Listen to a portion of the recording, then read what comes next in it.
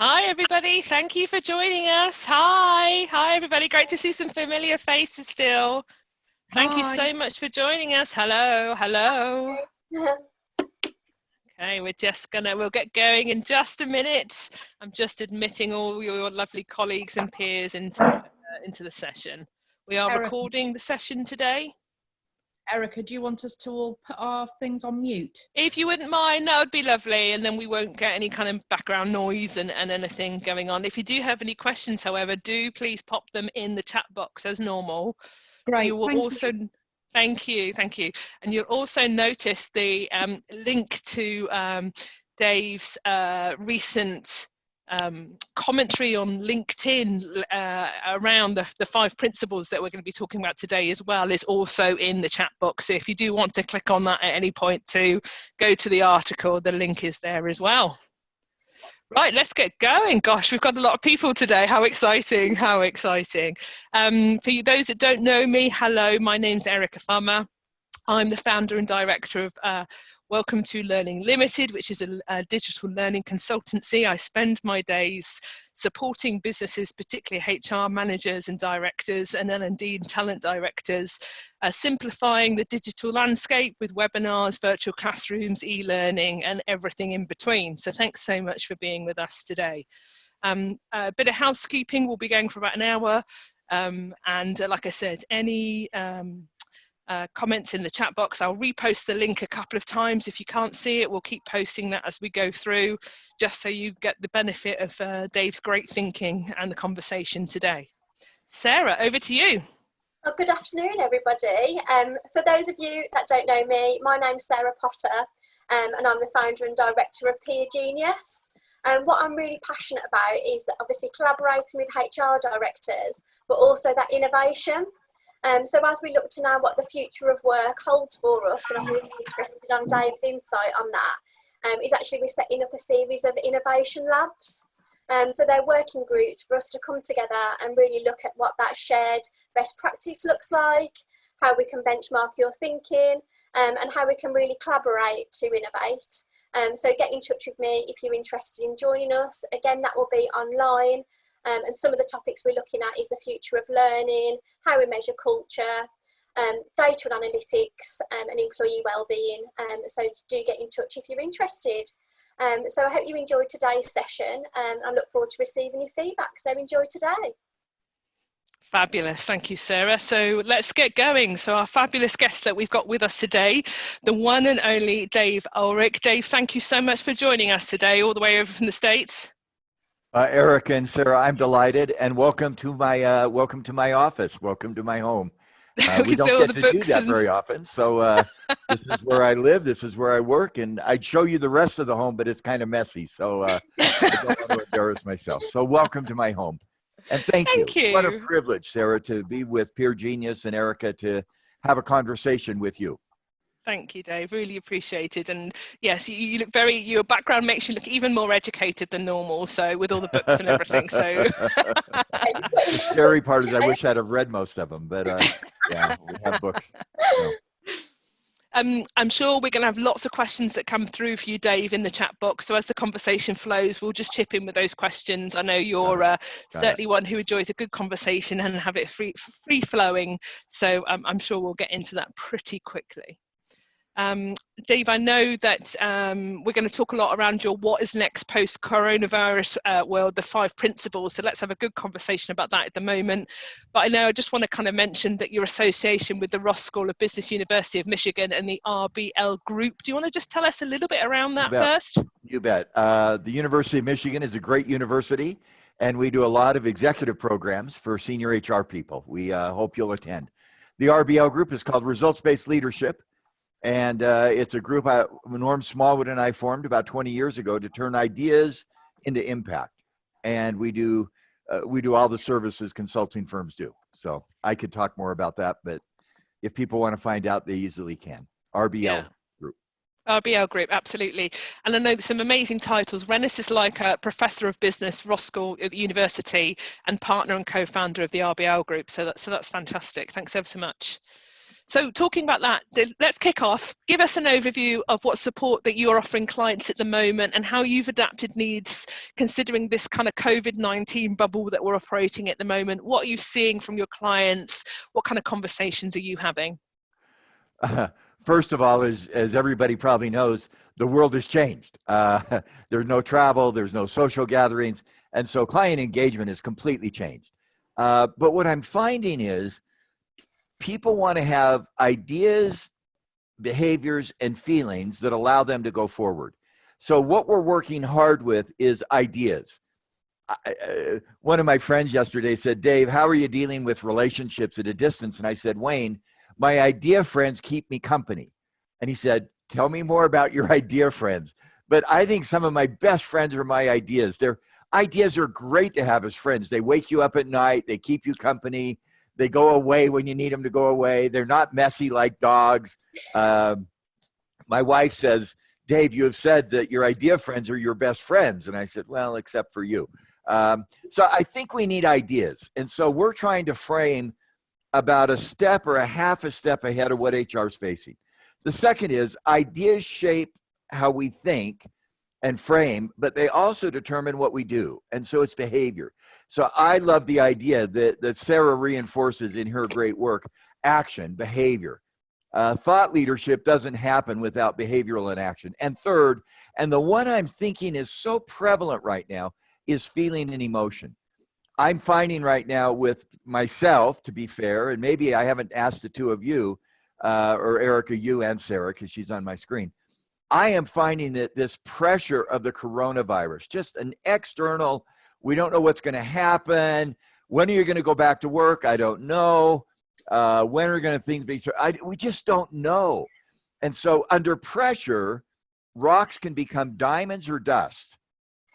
And I'm finding the emotional feeling is happening to all of us. We're a little tense. We're a little edgy. And I see it in myself. I have to remind myself, Dave, calm down. So I'm posting an article today, in fact, in about 40 minutes, about how do you manage not only ideas, how do you think about the future, behaviors, what do we do with that, but feelings. How do we manage the emotional demands that are shaping this new world? So that's the stuff we're thinking about. Yeah. So give us a world exclusive, Dave. If your article hasn't even gone out yet, tell us about that. It's really, really simple, but not easy to do. That's Marshall Goldsmith's line. There's two hands. On the one hand, you have high demands. And by the way, this was some research that Wendy, my wife, did for her dissertation decades ago with teenage depression. Do you have children, Erica? No, I do have 2 pugs, though. Oh, that's great. So go back a few years, not very long, when you were a teenager. That's not that long ago.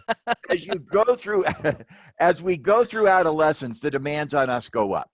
Not very complicated. Physical, emotional, social, the demands go up. Does the high demand cause depression? Does demand cause depression among teenagers? And the answer was no. Because if you have resources that match the demand, you're okay. That's kind of interesting. And so to some extent, what Wendy found in her research was high demands don't cause depression. The imbalance between demands and resources cause depression. That is so profound in today's world, decades later.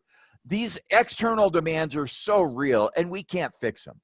We don't know anywhere in the world what's going to happen with the coronavirus. We don't know when things are going to open up. We don't know how to do social distancing. The demands are high, but that shouldn't lead to the emotional malaise that I'm seeing if we have resources. So we've laid out in this article 5 sets of resources that you can have to cope with the demand. One is physical, nutrition, sleep, diet, exercise. I'm not very good at all of that, but space, just physically take care of yourself. 2 is emotional. Learn to begin to have a sense of emotional well-being. Know your emotional responses. Be cognizant of it. 3 is social. Celebrate success. Have friends at work. Have friends outside of work. Just become part of a social distancing doesn't mean isolation. 4 is intellectual. Begin to build models that move us forward. And 5 is spiritual, which is not about a religion, but it's about finding meaning and purpose. So we say, look at your own life as the demands are high. How are you manage physical, your space, your body, your temporal affairs, emotional, your anxiety, your stresses, your social, relationships, have fun, learn to laugh, to have joy, intellectual and spiritual. And when you can manage those, they become resources that allow us to stay in balance against those demands. So Erica, that's probably more than you wanted, but I actually find that helpful for me because I do that mental checklist. Okay, what am I going to work on today physically, emotionally, socially, intellectually, and spiritually?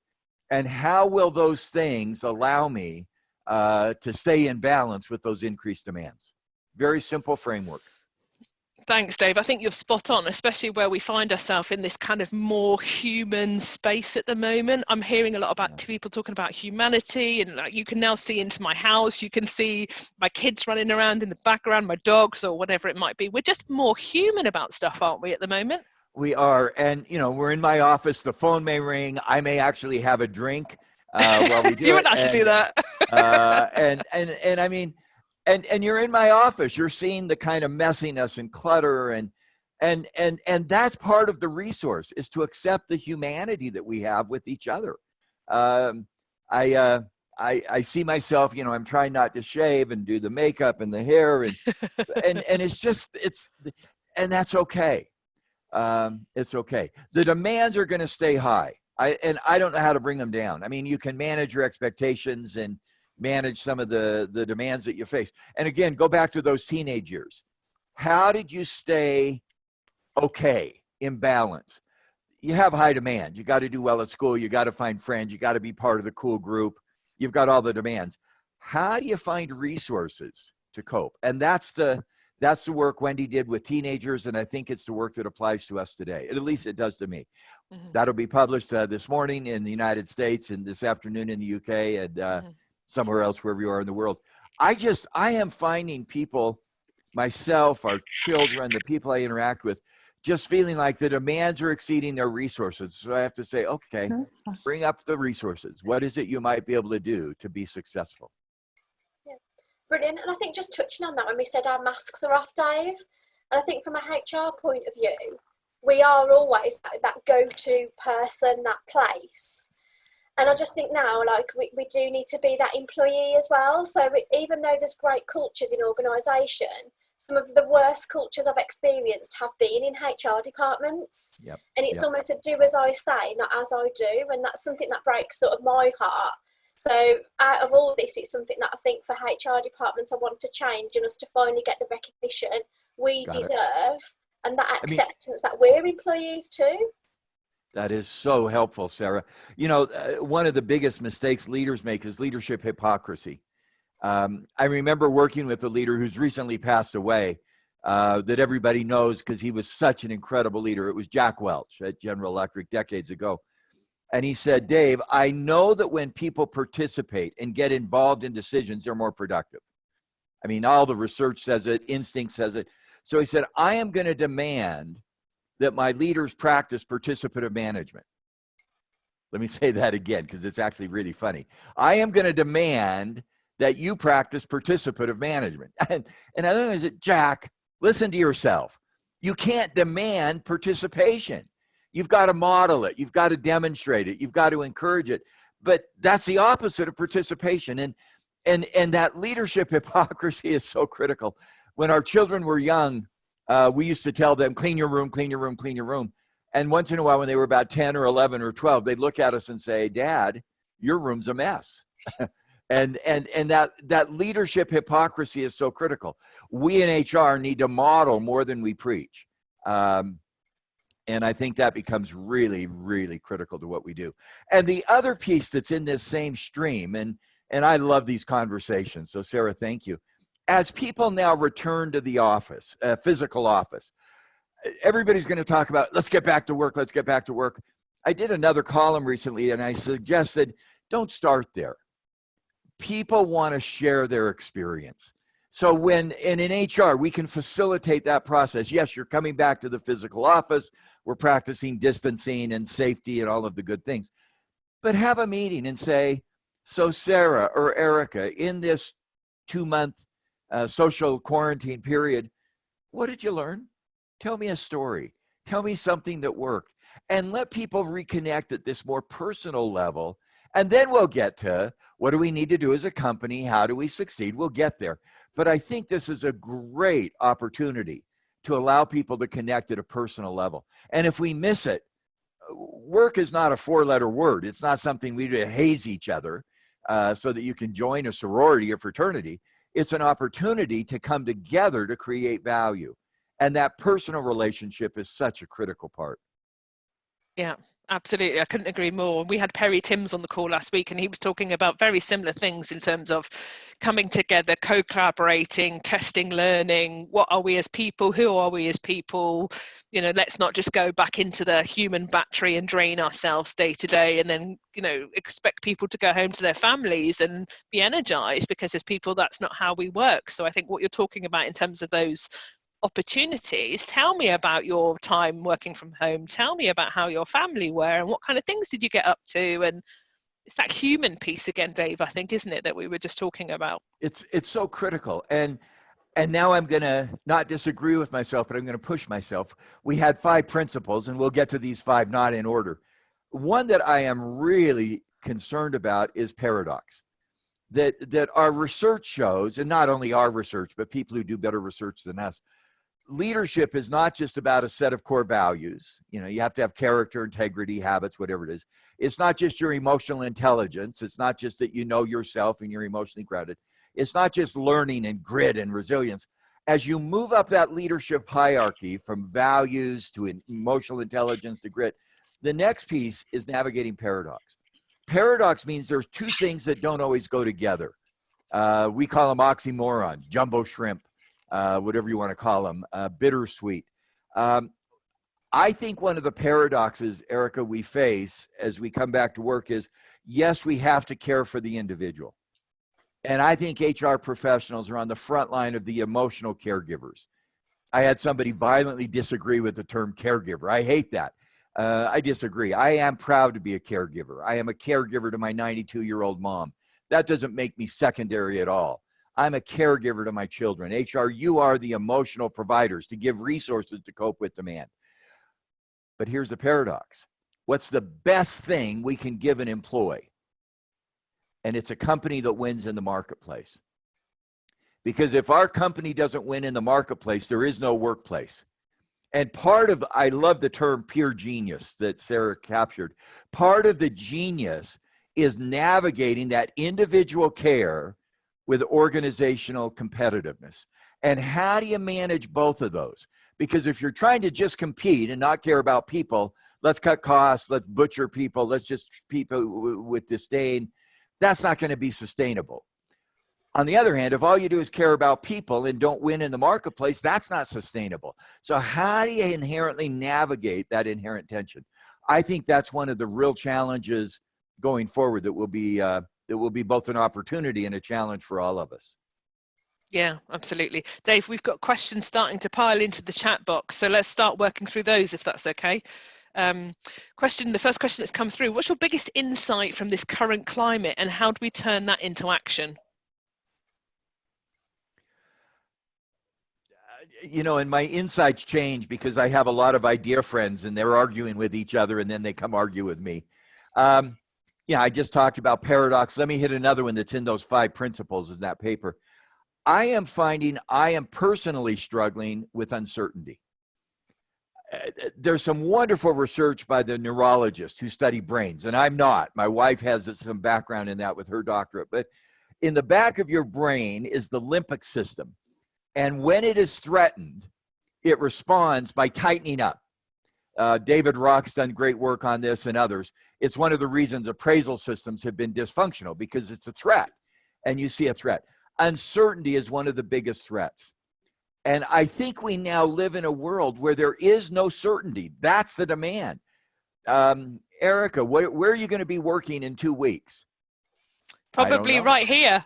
Well, maybe. I'm not going anywhere. That's true. Good, and I hope we have another conversation with your pups, perhaps. Absolutely. I can't predict what's going to happen. And so for me, one of the things I'm struggling with personally is in that world of untenable uncertainty, what can I do? And there's some simple things. One, face it, recognize it, name it. I don't know X. Then focus on what I can do. Don't focus on what I can't. Steve Covey talked about that as one of his 7 habits. Don't try to change the world outside. I'm frustrated. I know in Britain, you're never frustrated with your politicians. In America, there is an incredible tension between politicians, and I've almost given up watching news. I can't affect that, so control what I can control. Focus on simple successes. Clay Christensen, who also recently passed away, I'm quoting people who passed away, that's not always healthy, did a great book, How Do You Measure Success in Your Life? And ultimately, the measure of success is not from the outside, it's from inside. And so I have to be able to say, you know, the world's uncertain, here's what I can control, here's what I've done, and I am doing okay with the things that matter to me. So for me, one of the principles to the question that was so brilliantly asked is for me, it's learning to tolerate, that's the wrong word. We often say tolerate uncertainty. I was playing with it, and I like the word right now, harness uncertainty. Harness is like a wild horse. They're running wild, they're running free. You have 2 pups, a dog. You harness the dog. You train it, you deliver it, you deliberate. And I think we need to be able to harness uncertainty so that it's seen as a plus, not a negative. So that's the one that's on my mind right now. Yeah, and really, really interesting. And it's that Perry Timms was saying the same thing last week, Dave. You know, how do we start to navigate our way through the uncertainty, knowing it's going to be uncertain, and be okay with that? What's the skill set that sits around that? Some more questions coming in for you. A question from Beth.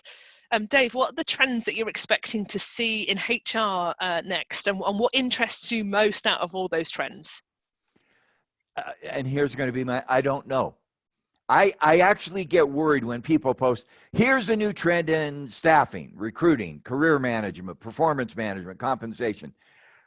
I don't think we're in a new normal yet. I mean, this isn't normal. I love to welcome people to my office, but this isn't normal. You sitting where you are, me sitting where I am.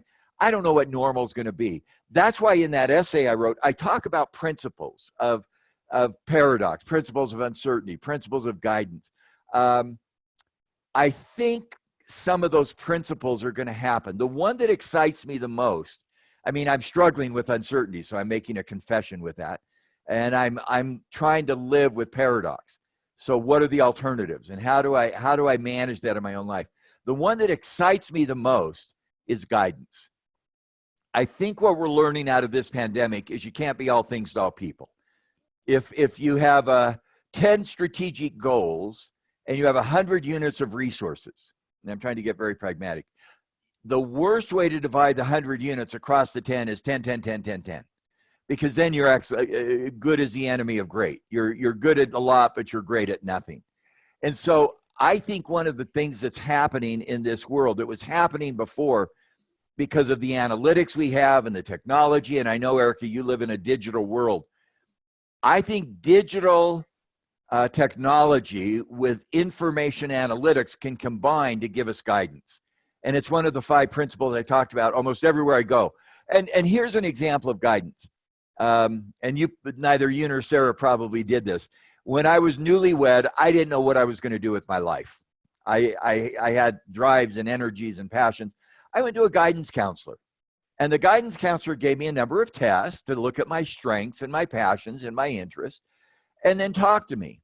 Dave, what do you want? Where do you want to go professionally? What are the kinds of careers that would be interesting? And we had a conversation about that and came up with some ideas. And I don't care what the idea is. I mean, it could be a chef, it could be a marketing research, it could be a digital, I'm trying to quote what Erica described, a digital learning expert. It could be an HR distribution expert that does Peer Genius brilliantly. I'm supposed to say Peer Genius 3 times, so that's my third. I don't care what it is. And he said, figure out what you want, given your strengths, passions, interests, and reality, And then let me help you find a guidance to get there. What courses do you take? What at school? What experiences? Now, at my life stage, which is on the other end, I get a retirement guidance counselor. Dave, what do you want to do in retirement? And frankly, I want to retire retirement. I don't ever want to retire. My dear friends would leave me and I'd be very lonely. But given what you want to do with your life, let me give you some economic guidance. I think it is now time to do organizational guidance around talent, organization, leadership, and HR. We have spent the last year building a guidance system. It's called RBL.ai. We went public with it a week ago.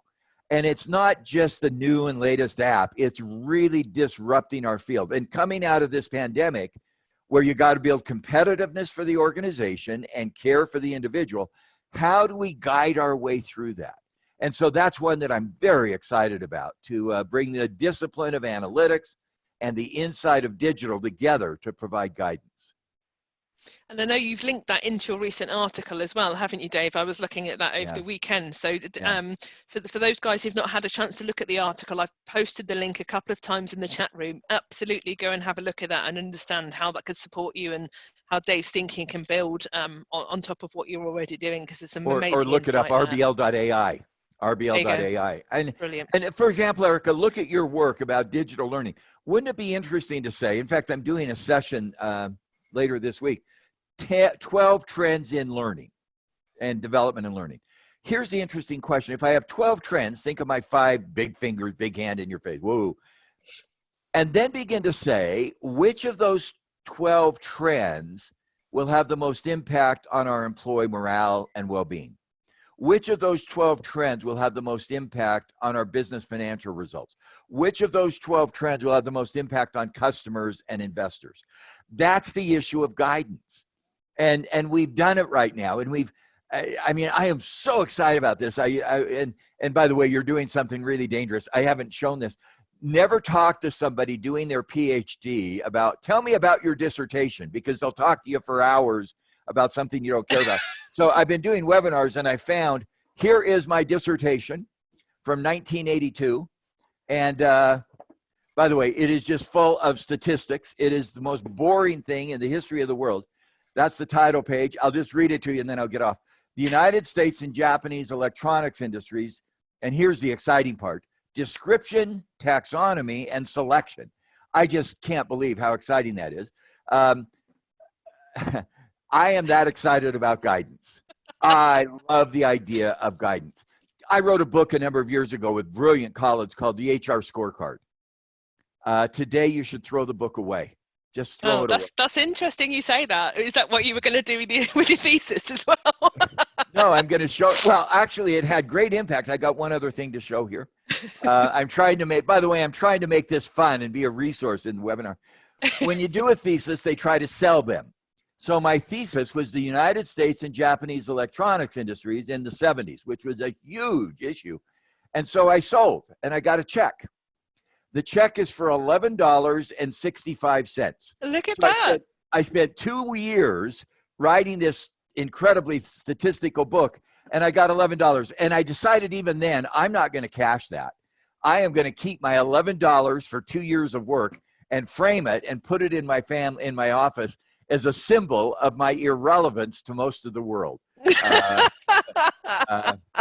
But now, having said all that, why did I go through that diatribe? One, to entertain, and this is halfway through our session, and this is, you just had halftime. The other, though, is to say, find your passion in HR. Mine right now is guidance. I have a passion for learning and helping other people be effective. The guidance system that we're creating does that. It's going to be anyway, I won't go more than that because I would, but I know you've got other questions. We've got tons of questions coming in, tons of questions. Thank you, Pat, for the last question. Lisa's question, I would love Dave's view on Perry Tims's point. So Perry was with us last week, that Keynes predicted in 1930 that AI would allow people to only work 15 hours per week and give us a great work-life balance. But this isn't the case. Does Dave think that coronavirus will lead to people having a better work-life balance? I think work-life balance in some ways is a little silly. There are times when work is not a 4-letter word, and work is part of my life. and work and life are both four-letter words. They go together. I think sometimes we need to look at work-life balance over time. There are times to be not in balance. Let me give an example of our daughter. She has her, we have too many PhDs in our family. In fact, we have 3 kids, all of whom have PhDs, my wife and I.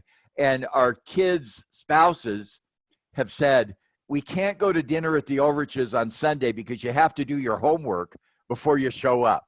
Because they're all PhDs, they're all going to argue these ideas, and you have to get involved or else it's crazy. But my daughter, who's a PhD, our daughter is very thoughtful. She had a friend who happened to be a single mother, I think, of 2 kids. She had finished all of her coursework, and she had to finish her dissertation. And I won't show you mine ever again.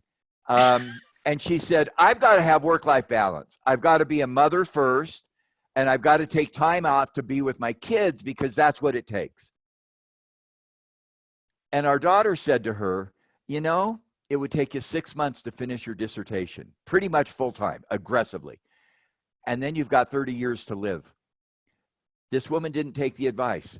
She spent time with her kids, and things get delayed. Obviously, the things get delayed. She never finished her dissertation.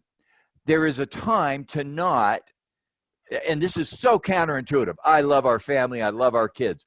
But there's a time and a place to navigate that personal and professional life. And so the balance often comes over time, not at any one point in time. And so be aware that if I'm going to, one of my advisors called it serial equity. Over time, serial, you're going to get balance in your life. At any one point in your life, you may be out of balance. Right now, we're working at home. My wife and I have been sequestered for 8 weeks, 24 hours a day, 7 days a week. She is now saying, Dave, when did the airplanes fly again? You know, I've been out of balance with being homebound. I probably need to go back. And over a year or two, we manage some of that. So I think work-life balance is one of those paradoxes that we need to manage over time. So Lisa, I love your question, but be thoughtful about it. There is a time element to creating that work-life balance. Yeah. And again, this new normal, things are a lot more merged, and murky is probably not the right word, but certainly ambiguous, I think, compared to what we perceived beforehand, isn't it? So I totally agree. And yeah. and let me give an example of that. People are working at home. 2 months ago, when this coronavirus hit, we all went home, and all of the advice was, you know, get your technology, get your place, dress, do your hair, do your clothes, get a good headset. I think we miss what working at home was. Working at home is not the issue. The boundaries of work, and this is, I think, one of the other things I've written about, the boundaries of work used to be physical. You go to work, you're at work, you return home from work. I think that's a bad definition, and I think that will be a new piece of our thinking. I don't really care where you work today. In fact, I'm not even caring how you work, through technology, through face-to-face, through written material. What I care is what work you do that creates value for your customer. Let me come back to that. That's one of my real pet peeves. So one of the companies I was with said, what does that mean for HR? And Sarah said, be really applied. We're all working at home. How does my work at home add value to the customers of my company today? And so one company got their HR people who are working at home saying to the marketing, who are some of our key customers, business to business? The HR people said, well, this is a key customer. And so the HR person in firm A got a hold of the HR person in customer firm customer and said, how are you guys doing? We're in HR, you're in HR. And so suddenly HR to HR, firm to customer began to be a dialogue. And at the end of the day, that HR person in my A firm said, I did work today that connected us with our customers. Well, that's pretty cool. That's pretty cool. And that's the kind of creativity that I hope we're beginning to see. Work is not a place. Work is around values. And the values that we've got to create going forward are creating value for our customers. That was a little abstract. But interesting, because I know in your article you talk a lot around one size not fitting all, and kind of delving into that more individual humanity that we've already kind of touched upon. Absolutely. So, you know, I really like that. I mean, what Sarah, Erica, you know, one of you may have children, one may not have children. Oh, I'll show another picture.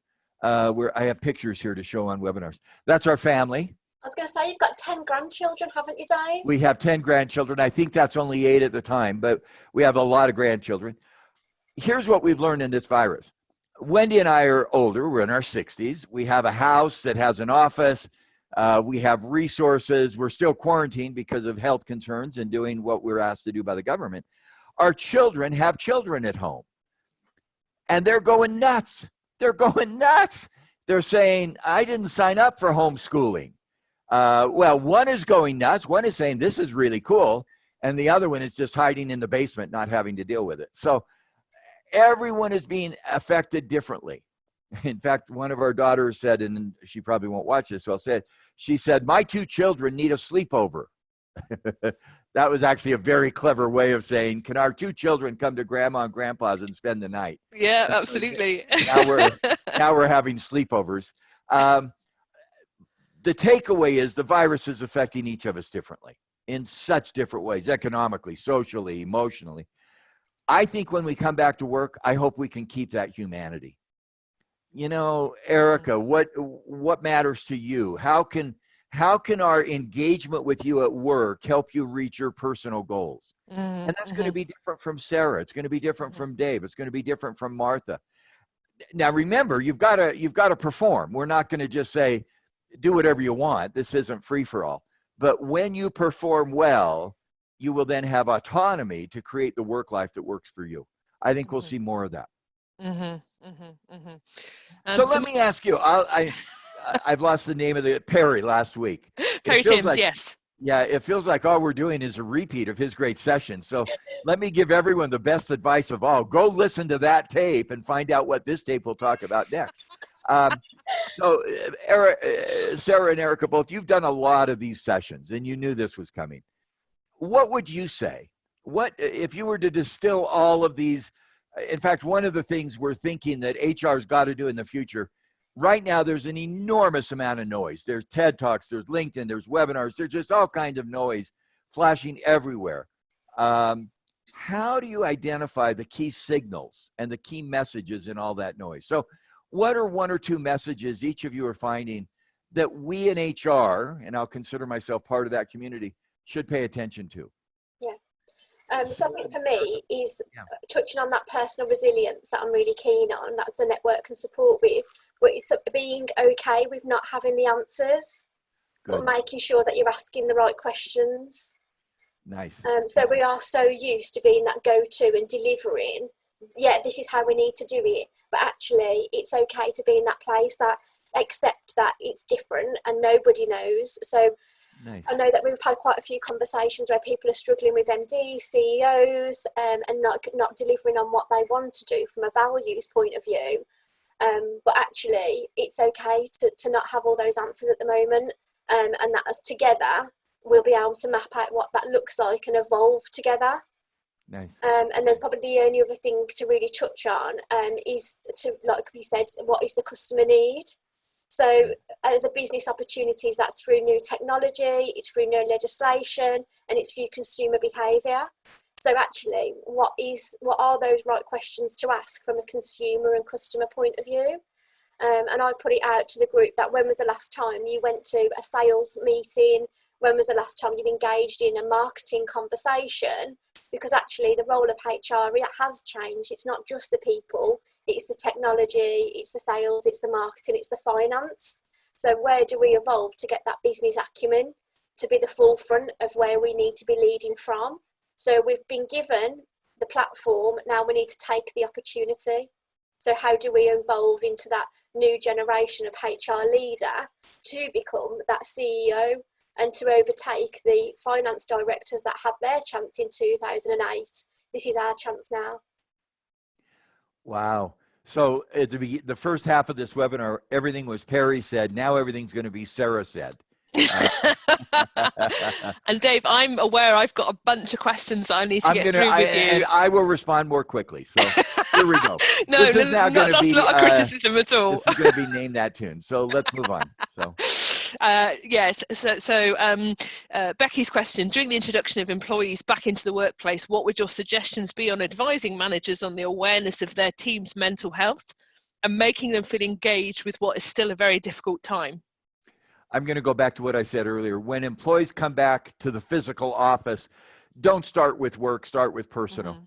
Have this town hall meeting about, share with each other what we felt. Work is one of the things that we found is there's a huge need for belonging and a feeling of community, and let community be a part of the work that we do. I hope when I started, before this interview started, I hope I asked how each of you were doing personally, because that personal piece is a part, and you asked that of me. And I think if I'm coaching a business leader, don't just come back and say, welcome back, here's the goal, here's the agenda, here's what we're going to do to win in the market. How are you doing? Talk to me. Anyway, that's where I'd start. Yeah, again, that humanity piece, isn't it? Question from Philip. One thing is clear, the new normal post-pandemic will be different from the normal we knew prior to lockdown.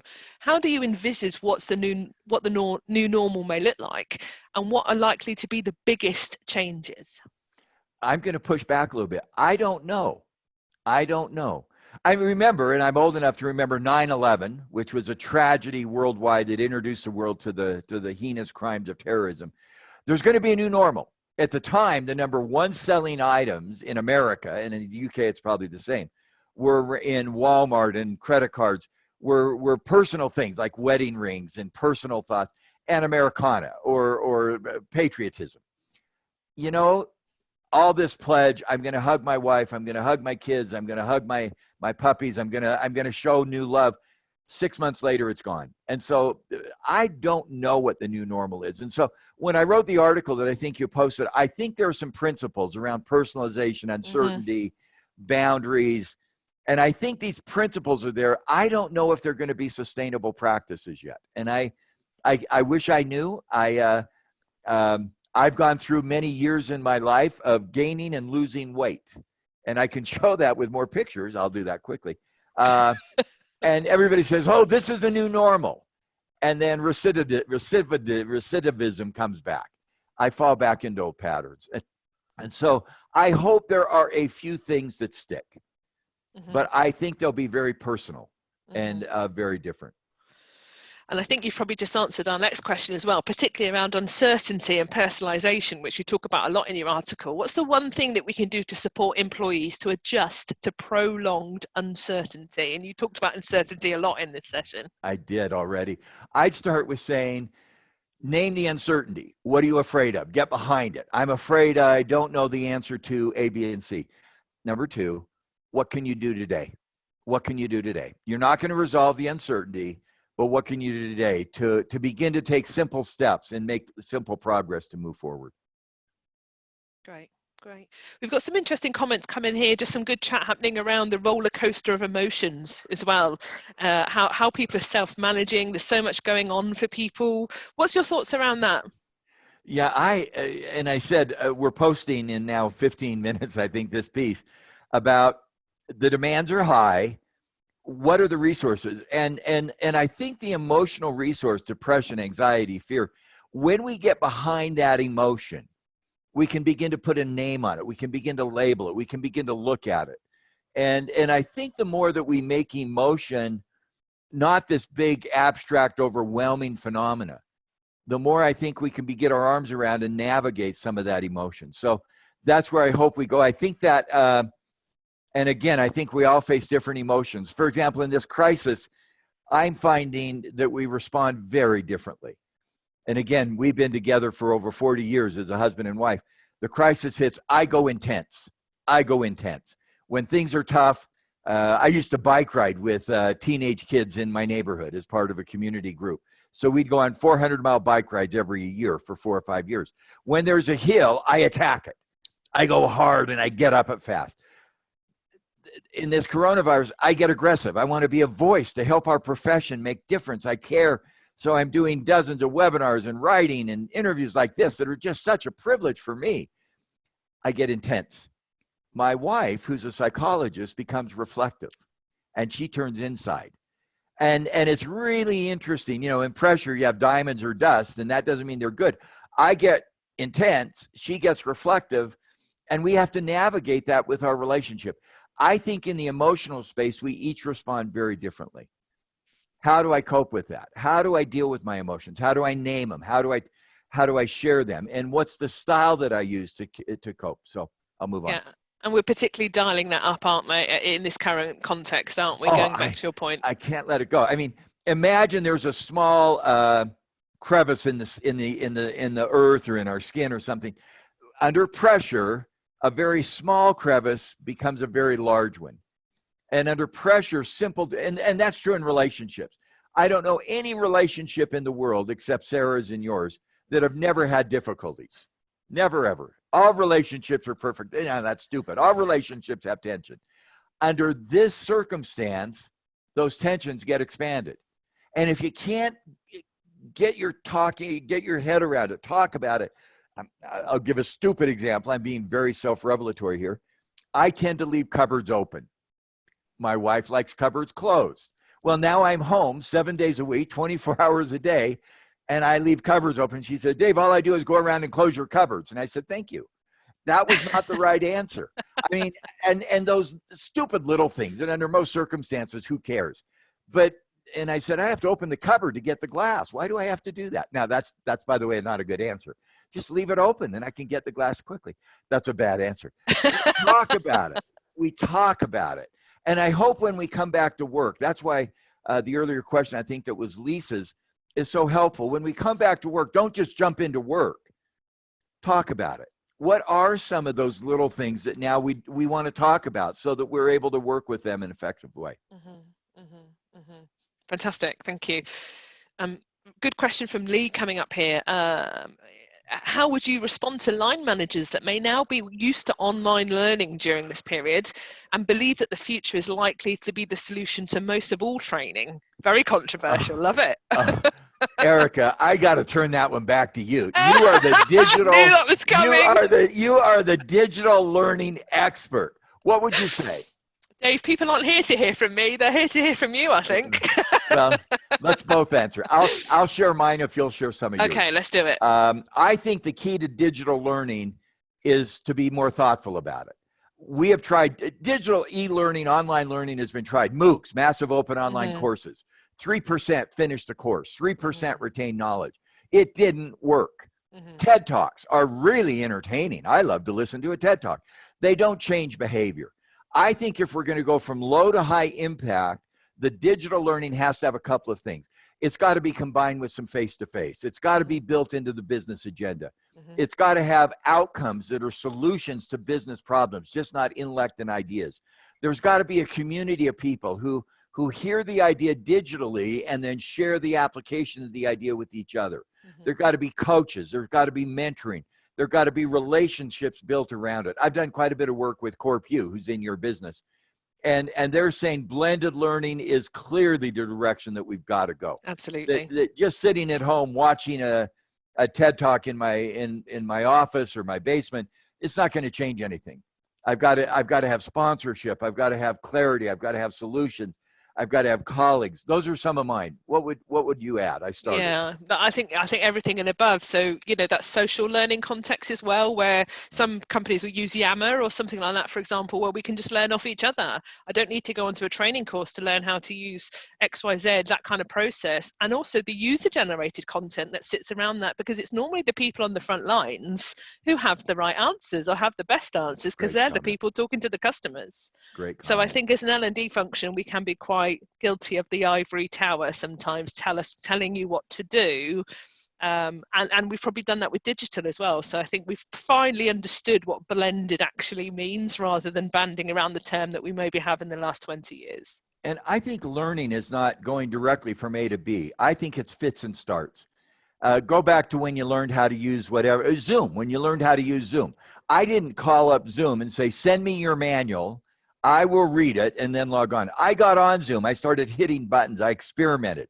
I had some successes. I had some failures. I think that's how we learn. We experiment, and we have a process of continuous learning. So digital will be a piece of that. Digital will no doubt be a piece, but it's not going to be the only piece. And if a leader comes back and says, we're going to do everything digitally, I'd say, you've just lost your heart and soul. I mean, you can't just connect digitally and build people's energy and passion. Absolutely. Yeah. Again, once again, going back to that humanity piece, we seem to be going back to that same sticking point all the time, aren't we? Which is absolutely clear. Question from Johan: with financial challenges, corporates facing HR have got to stay closer to the business and the margins. What are the changes you anticipate in your operating framework principles? Let me go back to that paradox, and I love the paradox: individual care, humanity, people, and winning in the marketplace. Now, there's some hints to winning in the marketplace. This isn't the first recession for some of us, and we're likely to have some economic recession. We don't know how long. We don't know if this is a V or an L or a U. If you've got to lay off 5% if you've got to lay off 7% of your people to cut costs, the first thing you might want to say is to all of your people, we have to cut 7% out of our labor costs. Here's an option. A, we lay off 7%. B, everybody take a 7% pay cut and stay employed. Let your employees make the choice. I think that's a great pathway to go. If you go down that pathway, the counsel I give strongly that HR gives, business leaders go 2 to 5 times as much as the frontline employee. So a frontline employee making 15 pounds an hour versus a senior executive making 200,000 pounds a year, the senior executive take a much deeper cut than the frontline employee. The second thing is, if the recession continues, what companies did in a couple of recessions ago, they said, we got to take out 10% of labor costs. We can make it if we take out 7. So we take out 7% of labor costs. 3 months later, we got to go another 5. So we take out 3. Then we got to go another 5. So we take out 3. And you cut, I'm sorry to do this to your dogs, you cut the tail off of your dog an inch at a time. That's a terrible advice. When you want to swim in the water, jump in. And so the counsel I give HR people, which is very counterintuitive, if you've got to take out 10% in labor costs, go for 15. That's really counterintuitive. But once you've gone more, and by the way, treat those who may have to leave with dignity, with respect, with all the legal and moral things appropriate. But once you've gone more, you can look at the 85% and say, we're here to protect you. We're here to help this go forward so that we don't get into this sequential cutting. I mean, that's one of the counsels for navigating costs, and go after those costs aggressively. Don't, I've seen some company, let's put a team together to decide which of the 5 people in this room are going to get fired. Well, that's stupid. Leaders, step up to it. Step up to it. Mm-hmm. Be bold, be aggressive around process costs, people, productivity costs, around project costs. Step up to it. And make those decisions and move on. Yeah, and that's quite interesting, really, because the biggest cost can be the biggest asset, but also the biggest risk. So if they're not managing that risk and retaining that great staff, and what is the strategy to keep those great staff, then it is just going to be a massive risk. I've got to agree with you. And in fact, one of the skills I hope our HR listeners are doing is, when you have as a business leader a tough conversation with an employee, the employee may have to go, can we in HR coach the business leader to make sure that the employee leaves feeling better about him or herself? That's not easy to do. And yet we do it. I go to the doctor who says, Dave, you've got to lose weight. I mean, you know, and sometimes I say, why do I even need to go to the doctor? I know the end from the beginning. I've had doctors who, they shut the door and they say, Dave, you've got to lose weight. And I feel crappy. I go to another doctor and he says, you know, Dave, you're living a tough life. I want to help you get better. How can I help you? And I think I need to lose weight. Maybe you do, maybe you don't. What can I do to help? And I leave there thinking, that doctor's on my side. Yeah. Isn't that sweet? And I think we can help leaders as HR people with the question. And again, I don't have a clear answer. Phil wanted answers for the new normal. I don't have one. How do I help a leader? That's not right. How do I make sure that when a leader has an interaction with an individual or employee or a group of employees, that they leave feeling better about themselves? What an interesting question. Anyway, that's a direction I'd love to go. A fantastic skill set to be able to do that as well, isn't it? So we've got a bunch of questions still. We're not going to get all through all of them. We've got the last 5 minutes. I do have a lot of questions coming in around your view of appraisal systems, though, Dave. So it'd be great to get your kind of thoughts in a nutshell on that, because it's such a topical conversation in HR. David Rock has done some great work. Is the appraisal hitting the threat or the opportunity? And I'm going to jump to the conclusion. I could take you through a whole theory. The key to appraisal is not setting standards, giving goals, allocating. The key to the appraisal is the conversation between the employee and her boss. That's it. How do you have a productive, good conversation? And I think we can do all kinds of stuff. Take out the bottom 10%, standards, goals, objectives, all that stuff. But until and unless you can have a good conversation around what I just said, a positive conversation, nothing will work. And if you can have a positive conversation, any system will work. I didn't say that very well. If you can't have a good conversation, every appraisal system will fail. If you can have a good conversation, any appraisal system will probably work. Focus on the conversation. And I have 3 hints. What makes a good conversation? Help me understand. Erica, you come have a conversation with me. Dave, help me understand. By the way, now you're my coach. You're not my judge. The data. Dave, here's the data. Your teacher ratings have dropped. You've missed classes. Your performance is down, so that we can fix the problem. Good conversation, 3 elements. Help me understand the data to solve the problem.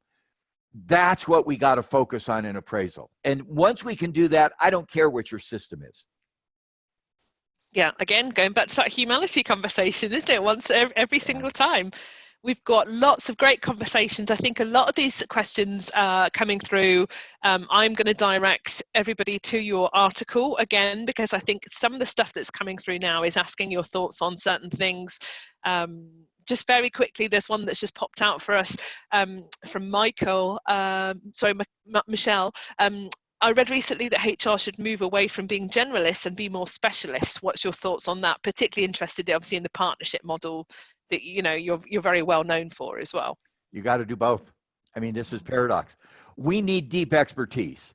I mean, to do training in your world or learning or digital, there is a body of knowledge. I remember doing a talk to chief learning officers, again, chief learning officers, and I said, how many have adapted the ideas of Chris Argyris? And about 10 of these officers came up and said, who's Chris Argyris?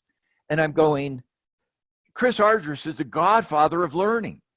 How can I be a chief learning officer if I don't know the detail? I see right now in our field, and I probably shouldn't say this, and it's not a great way to end, a lot of people repackage ideas because they aren't specialists. They repackage what's out there, and we're seeing repackaging, not reinventing. I think you've also got to be a generalist focused on building value in the marketplace. I think it's hard for one person to do both. And that's where, however you want to organize your HR department, you've got to have deep expertise and you've got to have customer value added out of that expertise. However you want to make that happen is fine. But don't run away from having expertise. The department needs it, even though, I'm sorry to do one other quick example. I was on a board of directors for a company because I'm out of HR. They made me the head of the compensation committee. I attended one committee meeting and discovered I have no clue. I don't know compensation. I am not a deep expert in all of the details of comp. I hired a consultant who would advise me to figure out what do we need to know in deep knowledge about comp so that we can make better decisions. Whatever we do, we got to have specialists and we got to have generalists. We are out of time, which I'm gutted to say, because Dave, we could keep talking for the next couple of hours. So thank you so much for your insight. Are you less intimidated? Expertise. Are you less intimidated? I hope you're not intimidated. Remember, I'm the guy that made $11 on his I'm the guy. But I'm going to end with my comment, then you'll end. I like to end with 5 words. I often ask people, looking at your life, what was the best year? And they say, oh, the first year I was married, the year I got a job, the year I retired. And my answer is wrong, wrong, wrong, wrong. The best year is next year. The best year is next year. That's my passion. The best is yet ahead. I hope that all of the HR people, by listening to Sarah's work on Peer Genius and Erica by involving you, I hope we all believe that our best year is still the next year. That will be where I end. Fabulous. Dave, thank you so much. And lots of thanks coming in the chat box for you. I think that has been a fantastic session.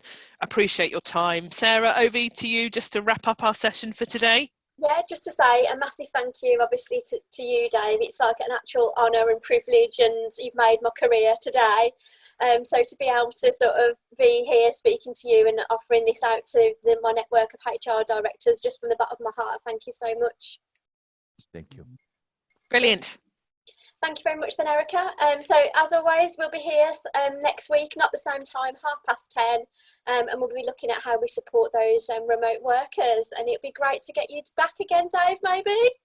You have at any time. Oh, fantastic. We'll hold you to that.